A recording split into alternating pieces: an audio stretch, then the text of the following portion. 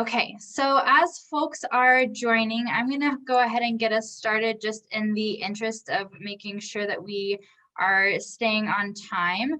I'll be sharing my screen for the duration, but you should be able to see the presenters as well. Presenters, you won't be able to see yourselves necessarily, but don't worry, everyone else can see you. So with that, I want to say welcome everyone for coming this evening. We've got a really great group of bills to talk about, really important bills. So before we jump into that, the first thing that I want to do is, not that one, is I want to talk about just a quick recap. We are doing this at the beginning of each of our webinars, but just to give folks a reminder of how we take different actions as we move through the legislature.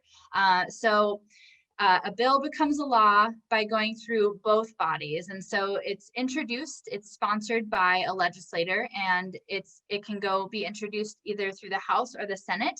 The way you can tell where a bill was introduced is by its number. So this is a House bill, and you can tell because it says HB. The 21 is for 2021, the year.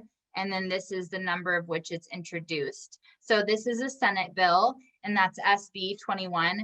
And a Senate bill has 3 numbers and a House bill has 4 numbers. And that's because we have more representatives than we do senators. So after it goes through its first reading, it's assigned to a committee.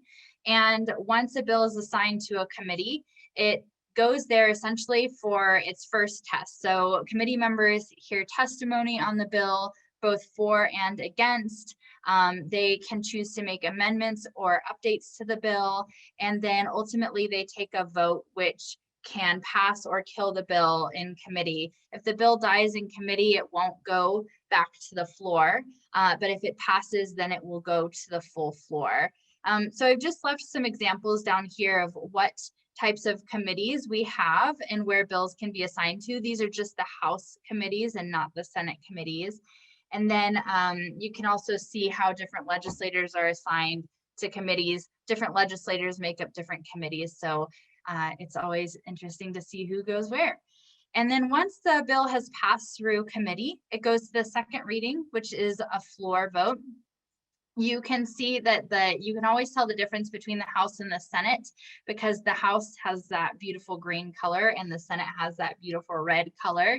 And those are, of course, our legislators, not this year, but a couple years ago, before they had their plastic dividers and masks and everything while at the Capitol. So during the second reading, it's discussed and can also be amended on the floor. And then as soon as the following day, it can go through the third reading where the votes are cast and it's determined if the bill passes or fails. And then it moves to the other legislative body, goes through the exact same process, and assuming it passes, it's then sent to the governor's desk. So depending on where a bill is at in each stage is the actions that we take. And you're going to hear a couple of different actions this evening because each of these bills are in different areas. So it's really going to be a fun evening to hear the different actions we have an opportunity to take. So with that, I'm going to stop talking, and I'm really happy to introduce our first presenter, and that's Clara O'Connor. And Clara is with the Colorado Immigrant Rights Coalition, and she is here today to talk about the Immigration Legal Defense Fund. So Clara, I'll hand it over to you. Awesome. Thank you so much. And yeah, thank you for having me here. I'm always really excited for a chance to talk about our bills. I will tell you a little bit about House Bill 1194. It's being introduced in the House. And this bill seeks to create a legal defense fund for universal representation. So the United States Constitution guarantees all individuals due process under the law if their life or liberty is threatened in a legal proceeding. And that's regardless of their status, of the color of their skin, or where they came from. And many people don't know this, but immigration proceedings are actually the only legal proceeding where someone can be detained without the right to an attorney if they can't afford one. So that's even if the immigrant is a child, detained, or an asylum seeker. And everyone should be able to have their day in court with proper representation. the legal system is really hard to navigate, and in order for it to truly administer justice, we have to ensure everyone has access to a lawyer, whether or not they can afford one. So it is really incredible the difference it makes to have representation in immigration court. As you can see here, immigrants with a lawyer are 3.5 times more likely to be released from detention on bond and 10 times more likely to win their cases. And right now, 70% of immigrants detained at the GEO facility in Aurora do not have a lawyer. So that's why we're really fighting for this. So basically what this bill does is it creates a grant program that nonprofits can apply to. So who will qualify to receive the funds? Well, 70% of the funds will be allocated to clients of these nonprofits who are detained in deportation proceedings. And the rest will go to other kinds of legal service support. But we really wanted to make sure that the bulk initially of those funds go to those in the most dire situation, those that are about to face a deportation. And clients' household income must not exceed 200% of the federal poverty guidelines. And then in terms of the organizations that have access to these funds, nonprofit legal service providers with 3 years of experience in immigration law, and also organizations that partner with a nonprofit legal service provider with 3 years of experience, and nonprofits that partner with a private immigration attorney with an office in their geographic area. And finally, I'll add that for those who don't find the human rights or the constitutional argument compelling enough, I'll say that this is a good bill for our entire community, not just for those facing this situation. By providing access to legal counsel for people who can't afford a lawyer, Colorado can offset the harm and economic impact of deportation and detention on employers who have to find new workers, families who lose a breadwinner, children who face emotional trauma with lasting impact, and local communities who lose a valued member and taxpayer. And Claire, you have a question in the chat I just wanted to lift up for you. And the question is, are there still 6-year-olds defending themselves in immigration cases?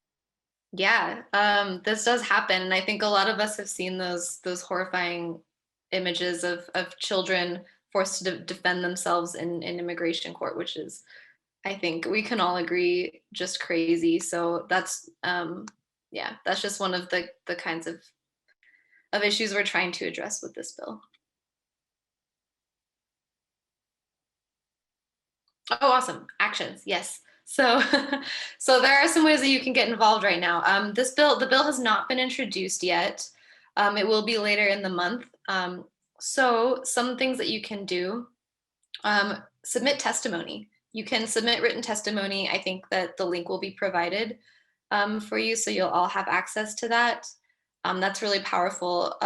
Along the same line, if you'd like to get in contact, we can definitely sign you up and help prepare you to submit testimony online, like in person if you want to go to the Capitol. And we have some talking points to provide if that's useful. And we also have an Action Network sign-on form, so you can learn about more ways as we enter different committees. You know, we're going to have some actions that'll happen on specific days. So if you want to not only show your support through that Action Network sign-on, you can be informed of the next actions that we're taking. Awesome. Thank you so much. And I forgot to mention to folks who are joining us this evening, if you would like to ask a question, please do exactly what Bill did and go ahead and leave a message in the chat. And if our panelists don't see it, I'll make sure to monitor the chat function so that we can ask the questions. And so what I'm going to do is I'm going to drop a link here shortly in the chat. And this link is going to have, in fact, I'll just pull it up on the screen. Can you all see that change in the screen? So this is what the link will have on it. And it will just have the various links for you to go to, so you don't have to scribble anything furiously. And that will include how to find these bills at the Colorado Legislative website, how to find who your legislators are, You can watch and listen live, and then you can sign up to testify. And each one of the bills we're hearing from tonight have provided various materials for us so that we can take an action and follow along. Clara, just to clarify, I'm seeing that this bill has been scheduled for the Judiciary Committee on March 30th. Is that the next action that would be good to take? Yes, that would be great. So that is an introduction. The introduction is happening that day. That's you can have written testimony submitted then, or be scheduled to verbally give your testimony on that day. And I know that sometimes the times can change, so hopefully we'll be able to keep you up to date if like there are delays in the schedule. A good reason to sign up for the action alerts. Wonderful. Well, thank you so much. If anyone has questions that do come up, Claire is going to join us throughout the rest of the evening, and we'll come back at the end to remind you of actions, and you can ask any following questions. So I'm going to go ahead and move us to the next topic, and that's Gabriel. Gabriel is not only a member of our board here at Western Colorado Alliance, so thank you, Gabriel, for your service to us, but you also do so much, and you work with the Wilderness Society, you know, we talk about creating equity in Colorado, but talking about it and putting it into action are two very different things. And what Gabriel and the Wilderness Society and a coalition of partners have done is exactly that. So I'm really excited for Gabriel to talk about this next bill.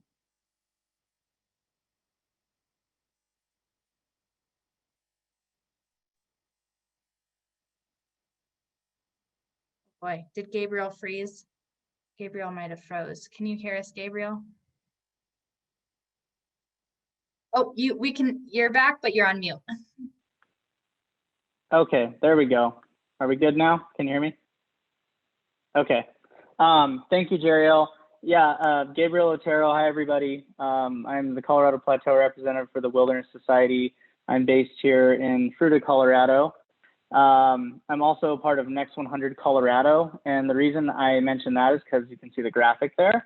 Next 100 Colorado is a group of folks that are made up of either staff or other people of color who lead organizations in outdoor equity work and just outdoor education work. We are committed to having a more equitable and inclusive public lands and parks.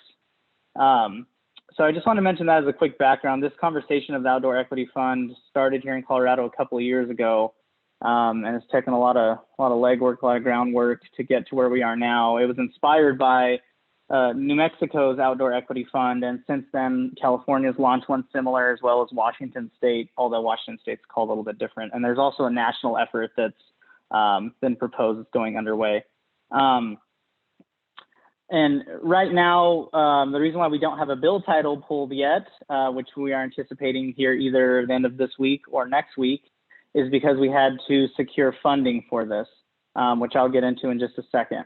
But I want to touch on the need for the Colorado Outdoor Equity Fund. So, you know, Colorado is experiencing a massive amount of population growth and demographic shifts, and it's increasingly become a home for many outdoor recreation enthusiasts all over the nation. Unfortunately, our state struggles to provide adequate access for outdoor education and experiences for underrepresented youth. Though the color of one's skin and the size of your bank account shouldn't predict whether you have a safe and ready access to the outdoors, there continues to be diminished outdoor recreation opportunities for children in undeserved communities. And studies consistently find that children who spend time outdoors in natural environments experience improved health, cognitive functions, reduced stress, and enhanced social skills. Students from low-income backgrounds especially tend to perform better in standardized tests. They demonstrate more enthusiasm towards school and have fewer attendance problems. So when children spend time outdoors, it's just an all-around win. And you know, we see a lot of children from underrepresented groups that often encounter multiple barriers to the outdoors, such as general access and proximity to outdoor spaces, comfort and safety in such spaces, and financial limitations. So as local and state leaders, we've come together in an attempt to address some of these issues, and we want to ensure that these policies are focused on justice, inclusivity, and equity. Our coalition Right now we have 55 partners as a part of this. I'm a part of the steering committee for this effort.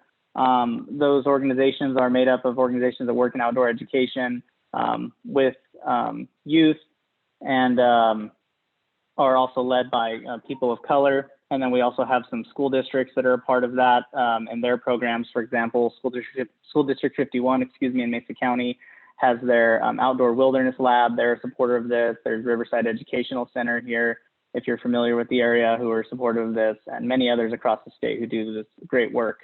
So this program will disperse micro grants, $50,000 annually to entities delivering this outdoor and environmental education and programming to underserved children in Colorado. And we're also going to have an independent board that is composed of folks that have experience working in racial and environmental justice and are from these communities. So we'll have geographic diversity as well. Won't be all in the Front Range.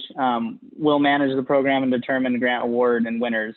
We're anticipating having other folks on the board, like from maybe a CPW commissioner, a GOCO, who have this expertise as well, so have some balance there. But we believe this program will significantly bridge the economic gap that exists in affording Colorado's youth a place in the beautiful outdoors. So getting through that and the need for that, and there's a bunch of statistics to go along with that, but I can save that for an email or follow-up for folks who are interested. We just got approved by the Joint Budget Committee, last week for $3 million annually for this, which is great. We've been working closely with Governor Polis's office, Department of Natural Resources, Department of Revenue, Colorado Lottery, and also Office of Outdoor Recreation. We've been meeting with Nathan Fay, the director of OREC, and he's saying that the industry is all the way behind us on this, and that they can definitely increase donations from the industry for this. He feels like he can raise quite a bit of donations for this. So we're excited for that, as well as other revenue in the future that we're looking to hopefully bolster this fund. But yeah, 3 million. So that breaks down to about 57 grants we'll be able to give out annually to these communities. And there's some differences in this program. And if some of you are wondering about what about GOCO and their, all the great work they're doing, this is going to, complement GOCO, but it's going to be a little bit different in that this funding will be allowed to be used to purchase permanent goods, and it'll be able to go directly to school districts, to tribes, to nonprofits who are doing this work, which is a little bit different from how GOCO does it. They have to go through a few more hoops. But I will pause there. And sorry for the lengthy bullet points in my slide there. I didn't really have a PowerPoint put together for this quite yet. I've been working on building out the coalition and trying to secure funding. But yeah, as far as like an actionable item, once we announce, once we pull title on this bill and do the announcement, if this is something that you're interested in supporting, just, let Jeriel know, and, we'll keep that in mind, and we'll circle back with you. There will be, thank you ads that are going to be going out for this, and earned media, social that we're going to be pushing out. Once the bill is announced, we're going to want everyone to know about this. Oh, I'd be remiss to say, our House sponsor on this is Representative Leslie Herod, who is great. And so she's doing great work on this. And right now we're just kind of waiting on the green light from her as she kind of pulls this together before we announce, get the bill title, et cetera. Sorry about that to my kids in the background there. Yeah, I'm going to go ahead and pause there, Jeriel, and pass it back to you, or open it up for any comments or questions. Great. Well, I don't see any questions just yet, but before we move from this topic, I just want to say, so attached in the doc that has been linked, and I will drop it in again as well. I just dropped it back into the chat. That document has a Google form so that you can just fill out your information. It's super easy. It just asks for your name and your email address, and a phone number is optional, and what types of actions you'd be interested in helping Gabriel with. And this will go directly to him. So as soon as the bill is introduced, that if you've already filled out the form, he'll be able to get in contact and let you know ways that you can help. The reason we're talking about this today is because this webinar series, of course, is bi-weekly, and we anticipate its introduction shortly. And we wanted to make sure that we weren't behind in terms of getting this bill in front of you all, so you have an opportunity to work with Gabriel on this super cool bill. So thank you so much, Gabriel. If there's any questions, again, please feel free to leave them in the chat, and otherwise we'll continue on. So next we're going to get another update from Joel on the Tri-State Accountability Bill we've been working on. And just a quick note, thank you so much to those of you who took actions week before last.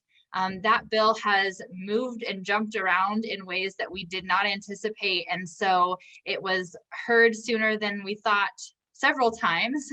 And so it's doing well. It still needs you, but thank you for the actions you took. And I'll pass it over to you, Joel. Hey everybody, hope y'all are having a good Thursday. Do me a favor, even if I can't see you, raise your hand if you think solar power is great and you'd love to see more local clean energy that creates good paying local trades and STEM jobs. Double hands for those two good ideas. Raise your hand if you think electronic voting in local elections sounds like a cool thing, as long as we make sure it's secure, and you'd love to see a test tube case of that. And then lastly, raise your hand if you want to free people from the tyranny of big, far away, dirty energy supply. Everybody? Boom. And by the way, we can do all this and build a more strong and resilient grid that avoids the mistakes of Texas. So what we're going to talk about is a fairly boring sounding bill that helps us do all that stuff.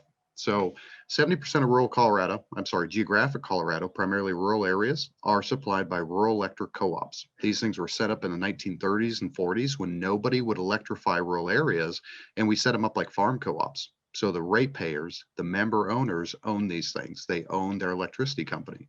They elect a board of directors that can make all these decisions. There's a couple problems that have emerged in this system. One is that most of them in Colorado are powered by Tri-State, which is a big, big power supplier that is both one of the most dirty and most expensive anywhere in the West. It somehow managed to do that at the same time. And it managed to do that because it had a bunch of governance issues and has not been accountable to the member owners on the ground. So this bill fixed that. There are also a few co-ops like Holy Cross, people might be on this call, or Yampa Valley, or Grand Valley Power here in Mesa County that are not tri-states. And sometimes they still also have governance issues. They got transparency issues. Those are also fixed in this cool bill. So all that stuff, bad governance, lack of transparency, bottlenecks us on being able to win the other things we care about. All that stuff I started with, which is why WCA is making a big fuss about this. Next slide. So this bill does a whole bunch, almost. This bill does a bunch of stuff that we've already talked about, but it sets minimum transparency standards for every single co-op in Colorado. And so it says, co-op, you must tell very simply, very understandably, your member owners, what's going on with our rates? Where are they heading? What are the costs? How does that cost break down? What are you actually paying for in that bill? When we have board of director elections, you've got to tell them really early how they work, how they can run, how they can vote, and provide information about who's running. Co-ops have to disclose conflict of interest policies, how much they're paying those board members. Interestingly, a lot of these elected co-op jobs are very well paid. Sometimes understandably, sometimes, who knows. Puts a lot of this stuff, the last thing I'll flag is that home solar policies also have to be disclosed. You may know, if you've ever tried to install your own solar, that it can be a really tough process. And some co-ops keep that information kind of inaccessible when they want to deter local solar homeowner rights. So it fixes all that. Very lastly, for those co-ops that are tri-state members, they're meant to go have one vote at Tri-State's big board of directors. Every single co-op sends one representative. One of the reasons the tri-state system has gotten so screwed up is the tri-state requires those co-ops to vote in the best interests of tri-state, not their home co-ops. It's a corporate rule that's absolutely bananas. And this bill says you cannot do that in Colorado, someone like a big association like Tri-State. So it's a great bill. And we had some great news. There was a committee hearing last week at House Energy Environment, and the Slope absolutely smashed it for testimony. They opened up the docket and they said, okay, how many people are calling? And it was like 15 people calling in favor, and they said nobody calling against. And about 13 of those people were from the Western Slope. So we had solar installers here in Mesa. We had co-op board members from Silverthorne and Uray and Durango and a couple places I'm forgetting. And then we had member owners calling into this committee. It was fantastic. WCA members also won co-prime sponsorship from Montrose Rep Mark Catlin. So we had a Republican from Montrose and a Democrat from Bowler as co-prime sponsors on this bill, which doesn't happen very much. And then this thing sailed through the House. Big majority, it cleared the House. It's good. It's moving to the Senate. So thank you everybody who came on. Marianne, if you're listening, anybody else, thank you for showing up to that testimony. Next slide. So here's what happens next. We go to the Senate. Notably, the vote will be kind of close in the Senate.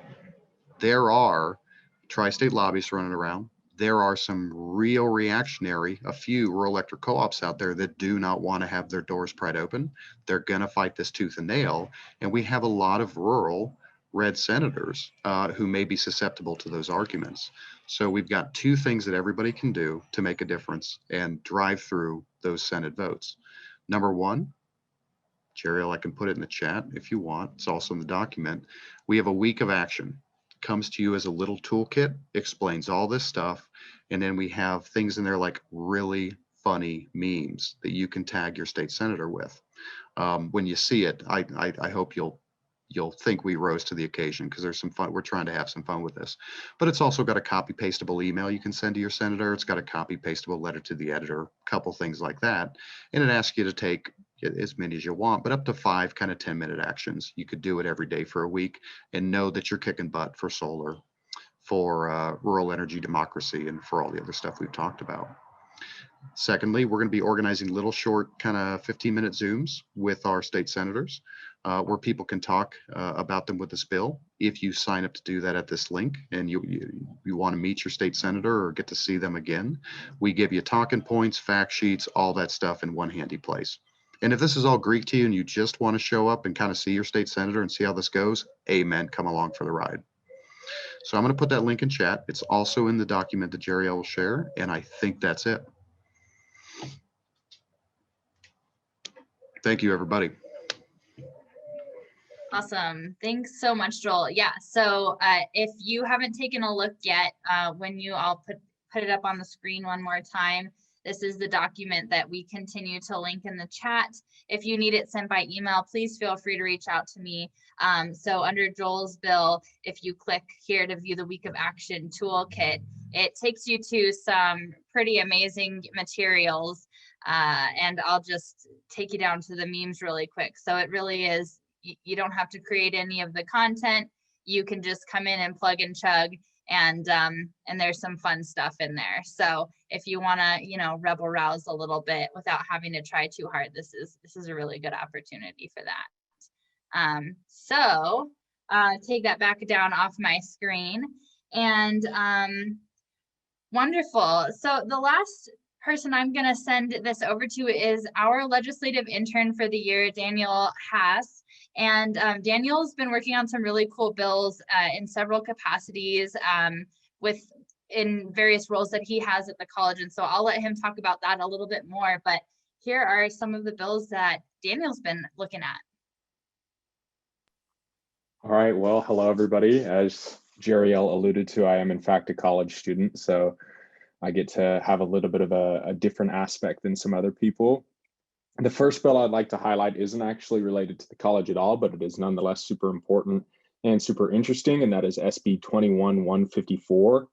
This is the creation of a 988 suicide prevention lifeline network. So this is a national thing that is already in existence, and this bill would make it so that we have the funding for it in Colorado. Now, there already is a suicide hotline that you can call, but it's a super long number. They even created a song about it, and I still don't remember the number. So it's a lot harder to remember a 9 or 10-digit number as compared to 988, just like 911. So this is creating something that will hopefully save lives. It also has a West Slope sponsor, and that being Senator Matt Soper. So that's just an interesting bill to keep on your radar. It hasn't been scheduled yet. It was introduced, I do believe, March 3rd or 1st, one of those two dates. Next up is House Bill 21-1067. This one is actually being supported by Colorado Mesa University and is being discussed by the student government as we speak. It's the college admission use of national test score. And what it is during this COVID year, they made it so that you did not have to take a national test score, or you did not have to consider a national test score when reviewing college applicants. This bill would extend that so that it's in law no matter what. Because as it stands, a college has to look at a national test score when reviewing applicants. Now, this doesn't make it so that that's never a case. It makes it so that it's an option, which is important because it allows certain universities to accept more students, even if their test scores weren't as good, which I think is very important because it ends up creating more equitable access to higher education. The last one isn't being supported openly by the university, but would certainly help our Sustainability Council friends, of which I am one, and that is Senate Bill 21-180. This is a recycling and composting enterprise grant program. Effectively, what it does is it would set up a fund that you can use to get money towards creating a better or even creating from scratch a recycling program or a compost program. Now, CMU already has a pretty good composting program. I worked in it over the summer. However, we do not have very good recycling whatsoever. And multiple times, the Sustainability Council has tried to bolster it, has tried to make it better, and it is very hard to do as a bunch of college students. It would be a lot easier if we had an actual program. However, we don't have the money for it, and the university doesn't necessarily have the money for it. So creating a grant program like this would certainly help alleviate any of those problems. It obviously would help with any other enterprise looking to create a more sustainable future with recycling or composting. So those are some of the more interesting bills. Thank you, Jeriel. Awesome. Thank you so much. And I will note that there was just one slight error. Representative Matt Soper is actually a representative of ours, not a senator. So I apologize for that. But we do have that corrected on the next page, which is who our West Slope legislators are. And this again is in the document. It's linked so that you can find out exactly, you can pinpoint exactly who your legislator is. But just as a quick note, wherever you live in the state of Colorado, you have a senator and you have a representative who represents you in both chambers. And so, for example, where I live in Mesa County, my senator is Ray Scott, and I'm represented by Representative Janice Rich. And you can see the various locations that our West Slope legislators represent. This is a really cool contingent of West Slope legislators. I do want to point out that sometimes based on party affiliation, folks can be intimidated to reach out to their legislator. And I just want to encourage you to do so anyways and communicate with them, even if it's just letting them know what your most important issues are. We have some really cool West Slope legislators who champion really good issues and work together often with bipartisan support. For example, Senator Don Quorum, he's just the funniest guy you'll meet. And his favorite thing to say when he meets with West Slope communities is that the R behind his name stands for rural. And he really seems to bring that and embody that at the legislature. So our legislature is a citizen legislature. That means they are paid, but they're not paid handsomely. And they do this because they're passionate about specific issues. And a lot of our West Slope legislators are passionate about West Slope rural issues. So just encourage you to get to know them. And even if it's attending a meeting with Joel and sitting back and just getting to know them. So that being said, the very last thing that we want to do this evening is just reiterate what the actions are that you can take with these 3 different bills. So for House Bill 211194, that's the bill with the Colorado Immigrant Rights Coalition, the Fund for Universal Representation. You can submit written testimony in support of the bill to the House Judiciary Committee before March 30th. So it will be in committee on March 30th. Make sure you get your written testimony submitted then. Again, in that link that is provided in the chat, there's all sorts of tools and resources, so you don't have to create the language, just to help you feel more confident in submitting testimony, which will be really helpful to seeing this bill get passed.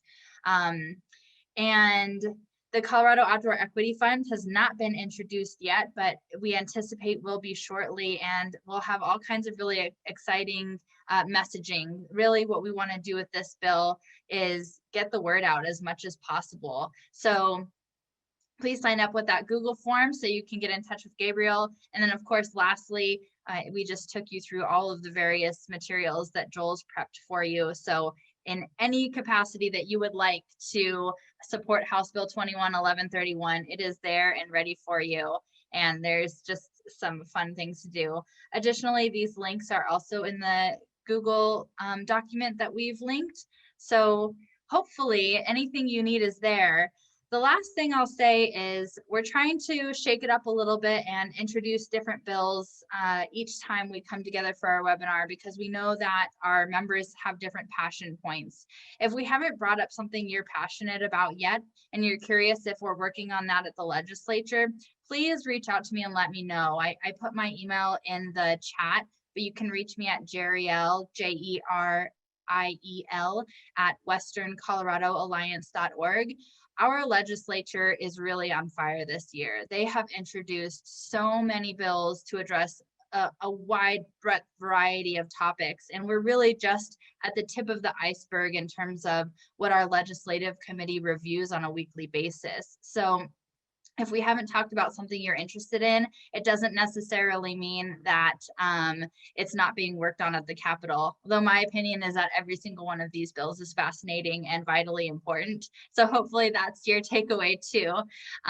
But I guess we're at the end of our 45 minutes. I don't know if any of our panelists have any closing thoughts that they'd like to say, but just thank you so much for joining us this evening, for sharing the bills, and for giving us options to get engaged. Do any of you have any closing thoughts you'd like to offer? I want to thank Clara, Daniel, Gabriel for their awesome work on those bills. I am going to have a beer this evening and smash those links. I hope everyone else will do the same when they have a moment. All right, well, thank you so much everyone for joining us this evening. Really appreciate it. And we'll see you again week after next with who knows? We'll tell you soon. All right, good night.